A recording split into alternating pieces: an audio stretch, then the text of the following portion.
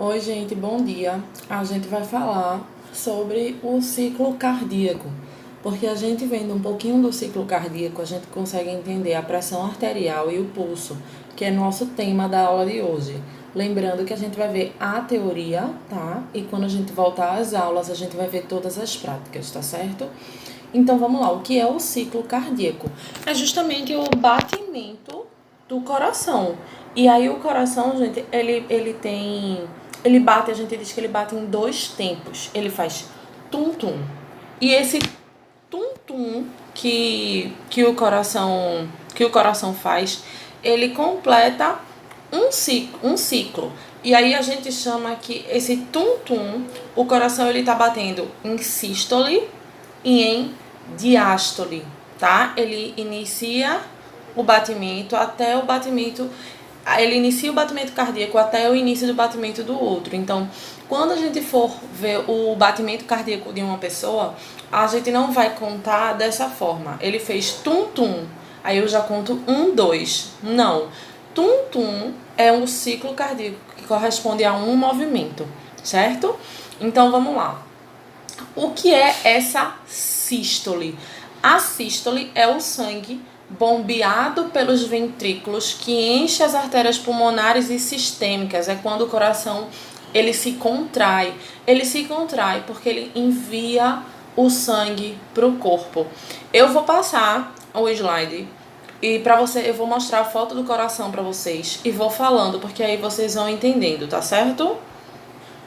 Ó, vocês estão vendo aí o átrio direito, que está em roxo, e o ventrículo direito. Nesse ventrículo direito tem uma setinha que vai subindo, que é justamente para a artéria pulmonar esquerda. Então, na sístole, esse ventrículo aí direito, ele pega e joga o sangue para a artéria pulmonar e sistêmica, ou seja, que é do corpo inteiro, que a gente chama de contração, é quando o coração joga o sangue para o nosso corpo. E a diástole é quando o ventrículo relaxa e se enche de sangue. É quando o sangue está voltando do corpo e enchendo no nosso coração. E aí vocês estão vendo uma fotozinha do átrio esquerdo. Desculpa, gente.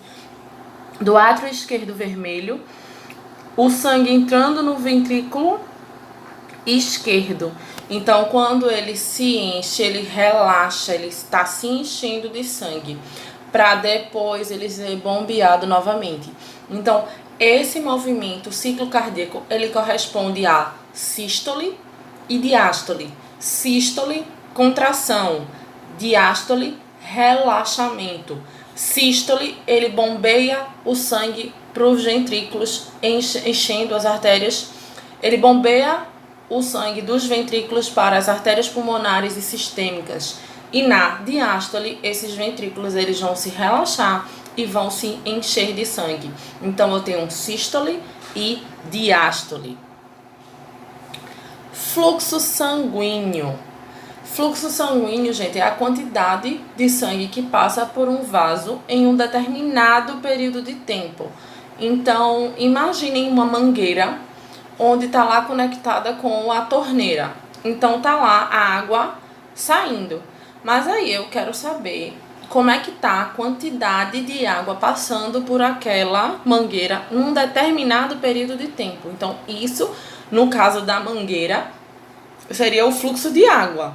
Mas como a gente está falando do sangue, é o fluxo sanguíneo, é a quantidade de sangue que está passando por aquele vaso num determinado período de tempo. Quais são os fatores que interferem nesse fluxo? Raio. Como assim raio? É o diâmetro. Quanto maior o diâmetro do vaso, maior o fluxo. Vamos lá. Eu tenho uma mangueira fina e uma mangueira mais grossa. Qual das duas vai passar a maior quantidade de fluxo? É a menor ou a maior? É a maior. Quanto maior a mangueira vai ser, maior quantidade de água vai passar. Então, voltando em relação ao sangue, Quanto maior o diâmetro do vaso sanguíneo, maior a quantidade do sangue que vai estar passando ali. Viscosidade. Quanto maior a viscosidade do sangue, menor o fluxo. Por quê? Imaginem, gente, um mel.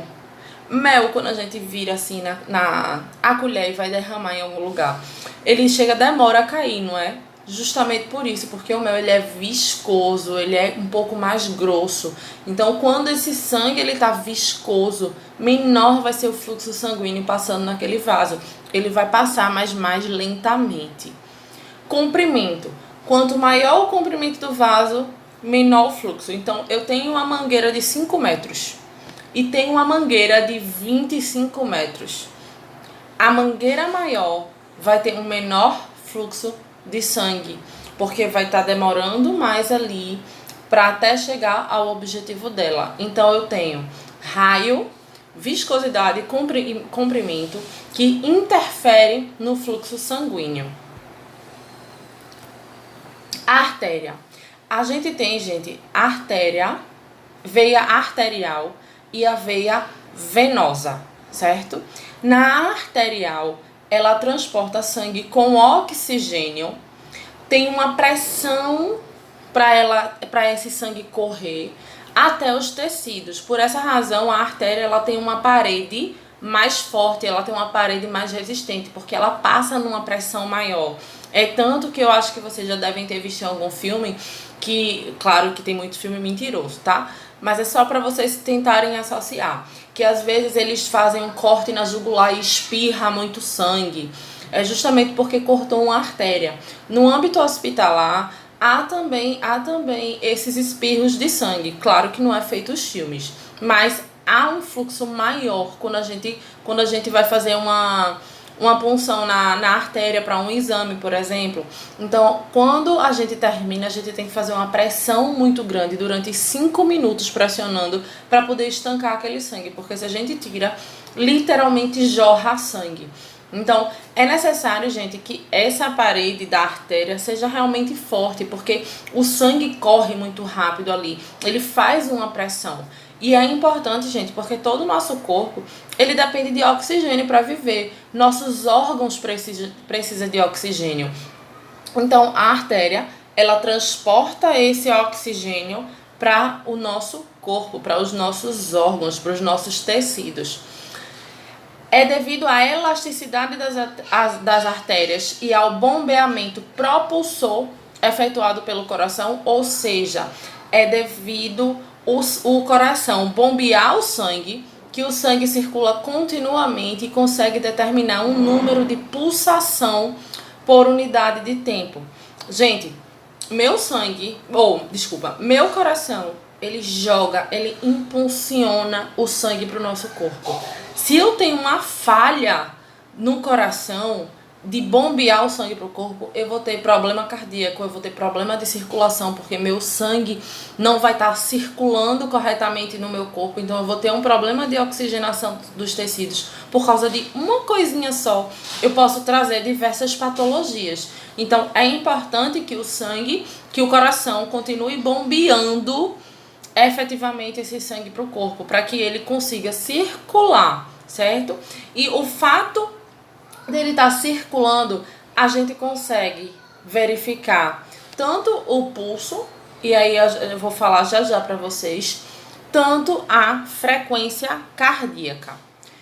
Mas vamos lá, vamos falar da circulação arterial. É a função mais importante da circulação. É a manutenção do controle da pressão arterial, porque o que é a pressão arterial? É a pressão do sangue que faz na artéria. Então, essa pressão, ela depende do débito cardíaco, ou seja, ela depende da capacidade do coração de bombear o sangue e da resistência periférica total. Gente, essa resistência periférica total é o somatório das resistências que todos os pequenos vasos do sistema circulatório opõem ao fluxo sanguíneo. Ou seja, eu tenho vários vasozinhos, tá? Então, essa é a resistência periférica total, é a soma dessas resistências de todos esses vasos.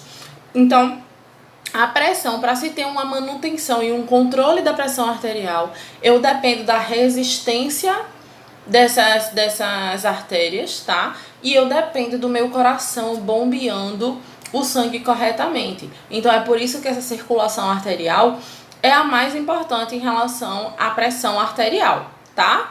Débito cardíaco é o volume de sangue bombeado pelo corpo em 1 minuto. Eu disse a vocês na aula passada que as variações que vocês vão ver dos sinais vitais vai ser sempre contabilizado durante 1 minuto. Professor, então quer dizer que eu vou ficar sentindo o pulso daquele paciente contando durante 1 minuto? É exatamente isso, certo? E aí, esse débito cardíaco, ele depende da frequência cardíaca e do volume do sangue que ejeta do corpo, ou seja, que ele envia, certo? A cada sístole, que é a cada contração. Em um indivíduo adulto em repouso, ele bombeia de 4 a 6 litros de sangue por minuto. Então, aqui eu falando com vocês ouvindo a cada minuto, o coração está jogando para o seu corpo de 4 a 6 litros de sangue por minuto. Durante um exercício físico, esse valor vai aumentar de 4 a 7 vezes, porque, claro, um exercício físico exige mais do nosso corpo. Pressão arterial, como eu falei para vocês antes, é a força exercida sobre as paredes de uma artéria pelo sangue. Então, pressão arterial é a força que o sangue vai exercer na parede da artéria, certo? E essa artéria, em alguns determinados pontos do corpo, ele pulsa, certo? O sangue, ele flui através do sistema circulatório, por causa da mudança de pressão. Ele se move de uma alta pressão para uma área de baixa pressão. Lembrete, existem a pressão máxima e a pressão mínima. Quando a gente diz, eu vou adiantar um pouquinho aqui para vocês. Quando eu digo que um paciente está com a pressão arterial 120 por 80, esse 120 é a pressão máxima e esse 80 é a pressão mínima, certo? Só para vocês terem uma noção. Então, essa pressão máxima é quando ocorre a ejeção do sangue para a aorta, a contração, a sistólica. Desculpa, gente. A sistólica é quando ocorre a pressão máxima da ejeção do sangue para a aorta, é a contração. E a pressão mínima é quando ocorre o relaxamento dos ventrículos e o sangue permanece nas artérias, exercendo uma pressão mínima, que é a diastólica. Então, a sistólica é quando o coração está enviando para o nosso corpo o sangue. Então, a pressão que ele envia esse sangue tem que ser muito grande. Então, a gente chama de pressão máxima. Ele está bombeando o sangue para o resto do corpo.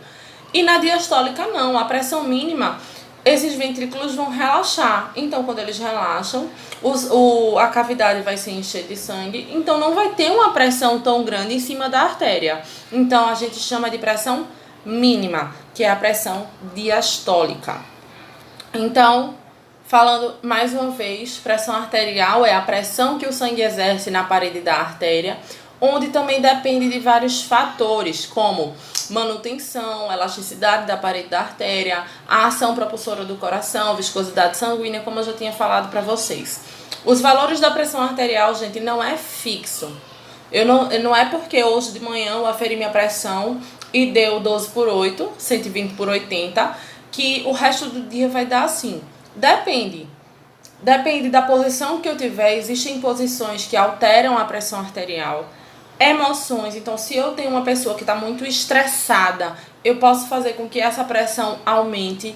A prática de exercício, idade, sexo, então são variáveis que podem alterar o valor da pressão arterial. E aí, gente, quando a gente escuta a pressão arterial, a gente escuta sons distintos. Mas quando vocês forem ver isso na prática, a gente vai considerar o valor do primeiro som e do último som. Esses valores a gente chama de pressão sistólica e pressão diastólica. O primeiro tum que vocês vão ouvir, a gente chama de pressão máxima, que é a sistólica. O último tum que vocês ouvirem vai ser a pressão diastólica. Não se preocupem em tentar. Eu sei que alguns de vocês já compraram material, o tensiômetro, o esteto, mas não se preocupem em tentar fazer isso agora. Vamos aprender isso com calma em sala de aula, tá certo? Então tá aí pra vocês, ó, PA sistólica versus PA diastólica e o exemplo embaixo, 120 por 80. A pressão arterial sistólica, ela representa o volume do sangue jogado na corrente sanguínea a cada sístole, ou seja, a cada contração do coração. E a pressão arterial diastólica representa a resistência que os vasos oferecem ao volume recebido. É quando ocorre o relaxamento, tá? Que ele vai encher aquela cavidade ali de sangue.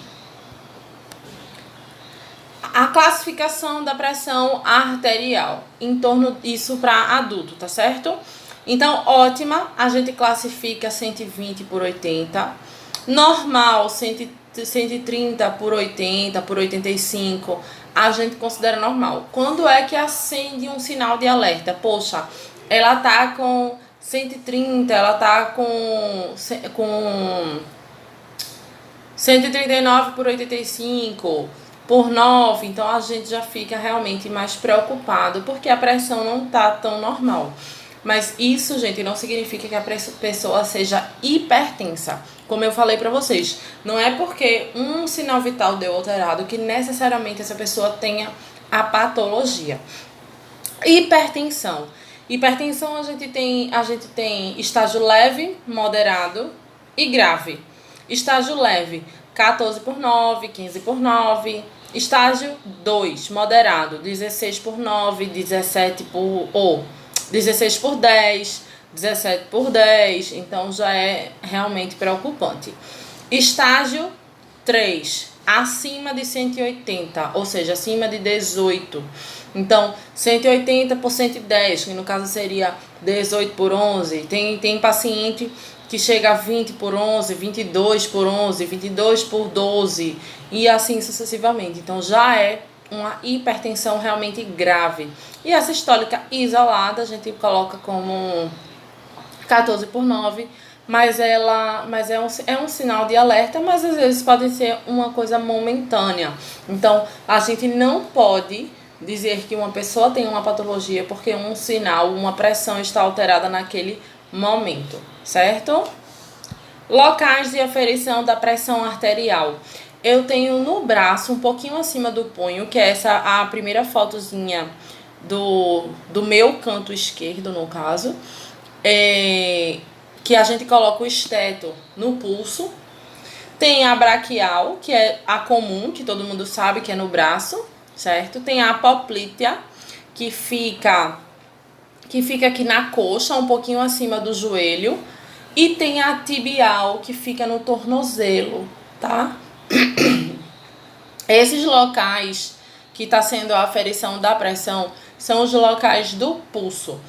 A pressão arterial a gente avalia, colocando o esteto aonde tem o pulso lá pulsando. Acho que todo mundo já sentiu alguma vez na vida o seu pulso. Então vai ter uma foto mais na frente que eu vou mostrar a vocês todos os pulsos do corpo, tá certo? Então tá aí os locais da aferição de pressão. Professora, eu tenho que realmente fazer no tornozelo, por exemplo? Não. Há casos e casos. Então, se eu tenho um paciente que sofreu um acidente e que está com os dois braços imobilizados, como é que eu vou aferir a pressão dele? Então, ou eu tenho a apoplítea, ou eu tenho a tibial. Mas, de alguma forma ou de outra, eu dou um jeito de aferir a pressão desse paciente. Pulso. Gente, frequência cardíaca é o batimento do coração por 1 minuto. Pulso é o batimento do pulso por minuto. Em alguns locais, eles colocam pulso e frequência cardíaca como sendo a mesma coisa. Mas não é. são até nomenclaturas diferentes.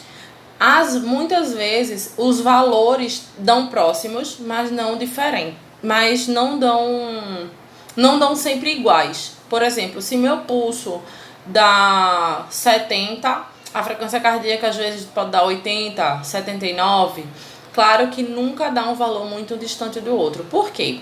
Porque o pulso, gente, é uma extensão do batimento cardíaco, onde a gente consegue apalpar esse fluxo sanguíneo em diversos pontos do nosso corpo. E a frequência cardíaca é o coração em si batendo. Então, se eu quero avaliar a frequência cardíaca, eu posso colocar o esteto e colocar lá no coração e contabilizar em 1 minuto quantas vezes o coração está batendo. O pulso, eu tenho alguns locais que eu vou mostrar a você, que a gente vai avaliar. Então, tem até hospitais, gente, por que eu não quero que vocês coloquem que é a mesma coisa? Porque tem hospitais que ele pede, como o Oswaldo Cruz, por exemplo, na evolução do técnico de enfermagem, onde tem a parte de sinais vitais, ele pede pulso e ele pede frequência cardíaca, como ele pede frequência respiratória, como ele pede temperatura e pressão arterial. Então, eu quero que vocês vão avaliar isso na prática de forma separada, certo? Muitas vezes, gente, numa urgência, por exemplo, o médico ou o enfermeiro ou o técnico quer avaliar como é que está o batimento daquele coração. Às vezes ele pode só utilizar o pulso. Não tem problema, mas eu quero que vocês saibam que são coisas diferentes no mesmo objetivo, certo? O fluxo de sangue pelo corpo é um circuito contínuo, ou seja, a gente nunca para de circular sangue no nosso corpo. Se parar, a gente morre. Então, eu tenho que ter o sangue aqui circulando no meu corpo. O pulso, gente, ele indica que está funcionando. Se eu tenho um pulso muito fraco, consequentemente minha frequência cardíaca também deve estar baixa, então eu tenho aí um indicador de que esse estado circulatório está com algum déficit e aí vai ter que ser verificado qual é. A frequência da pulsação é o número de pulsação em 1 minuto. Tanto o pulso quanto frequência cardíaca a gente avalia em 1 minuto. Quais são os locais de aferição do pulso? Eu vou passar essa foto, porque essa outra aqui tá melhor, tá certo? Vou mostrar pra vocês, pronto. Eu tenho aqui a temporal, que é aqui na lateral da testa. Acho que se vocês colocarem os 2 dedos aí, vocês vão sentir. Eu tenho a carótida, que é a que fica no pescoço. Eu tenho a subclávia, que fica aqui um pouquinho abaixo da clavícula. Eu tenho a axilar, na axila. A braquial, que fica na parte... Não tem onde dobra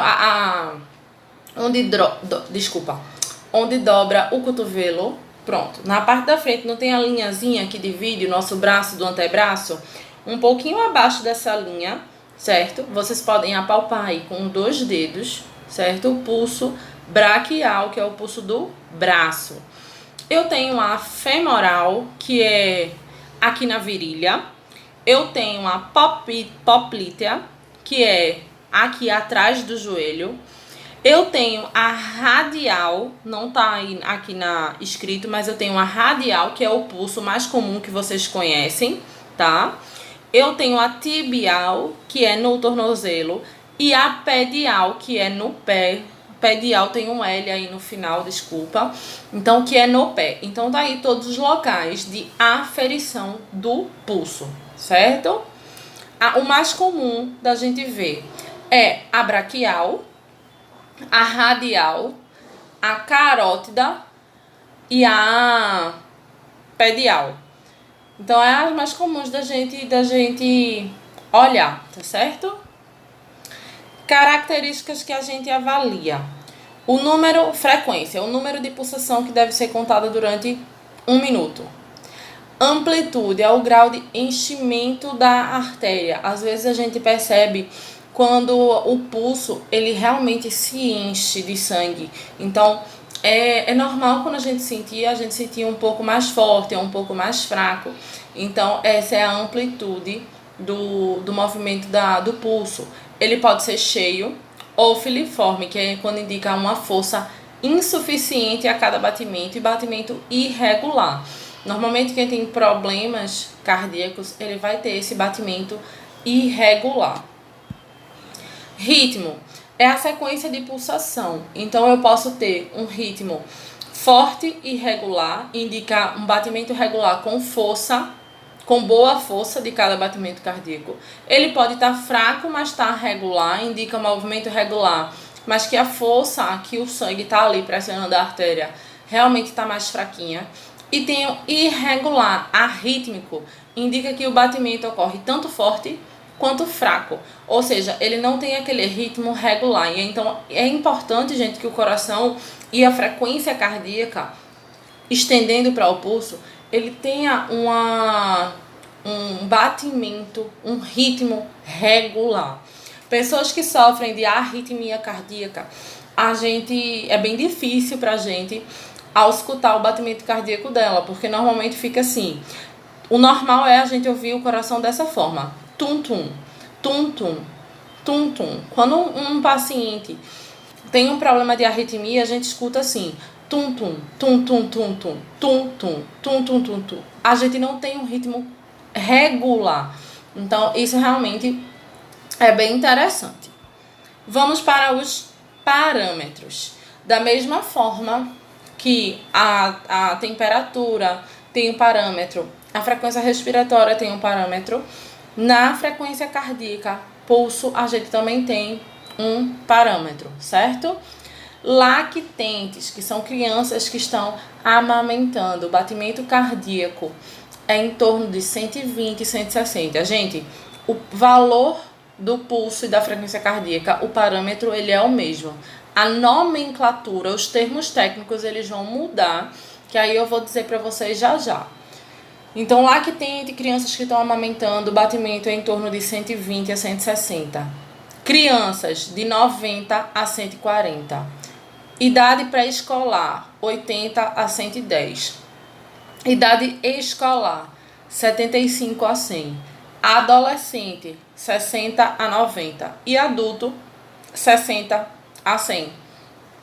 Será mais comum a maioria de vocês trabalharem com adultos. Até no estágio de vocês, a maioria dos estágios, vocês lidam com adultos. Então, a frequência cardíaca e o pulso, o parâmetro que vocês vão utilizar mais é de 60 a 100. Mas aprendam também os outros parâmetros, porque vocês não sabem em que momento vocês podem trabalhar com uma criança, com um adolescente. As terminologias. Eu vou falar, tem a terminologia da frequência cardíaca. Quando a frequência cardíaca está normal, a gente chama de normocardia. Quando a frequência cardíaca está abaixo do normal, a gente chama de bradicardia. Quando a frequência cardíaca está acima do normal, a gente chama de taquicardia.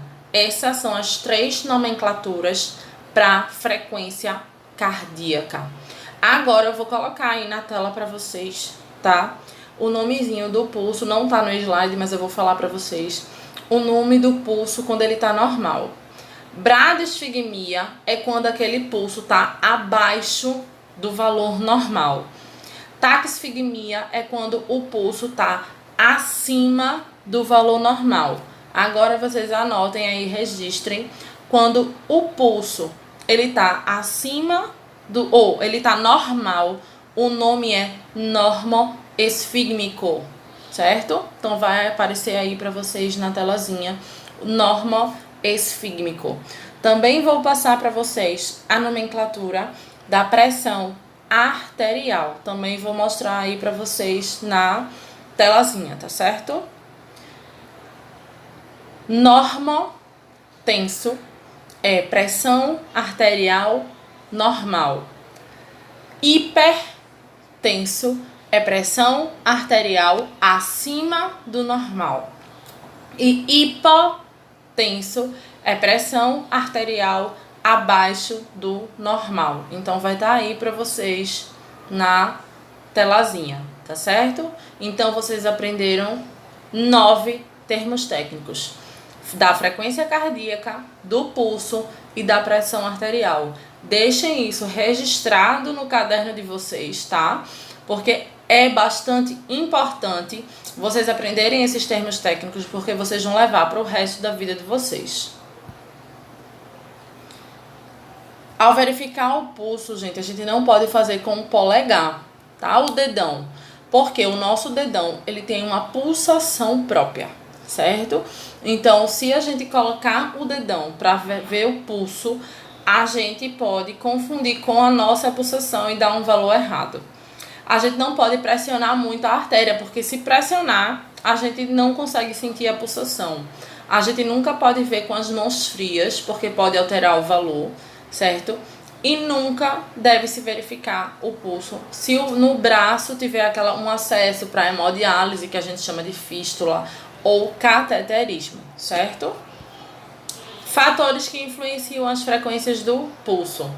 Exercício, tá? Então, realmente altera a frequência do pulso. Temperatura, se a pessoa está com febre, com calor, ele vai aumentar. Se a pessoa está com muito frio, que é a hipotermia, essa frequência do pulso ele vai cair. Emoção, se aquela pessoa estiver muito estressada, com alguma dor, muito ansiosa, a frequência do pulso ele vai aumentar. Se aquela pessoa tiver com uma dor intensa, mas o estímulo vai ser do parasimpático, que nosso sistema nervoso, gente, ele tem o estímulo simpático e ele tem o estímulo parasimpático. Vocês vão estudar isso com calma quando a gente estiver dando o sistema neurológico. Então não se preocupem, por favor, não se preocupem em aprender isso agora. Esse sistema nervoso simpático e parasimpático, eles fazem ações antagônicas do nosso corpo. O simpático, ele dá o relaxamento do nosso corpo. E o sistema nervoso simpático é quando a gente está passando por alguma adrenalina, por alguma coisa. Então, acende nosso estado de alerta do corpo, tá? Então, tá aí as duas questões da emoção. Drogas. Eu tenho um medicamento que pode aumentar a frequência do meu pulso e eu tenho um medicamento que pode diminuir.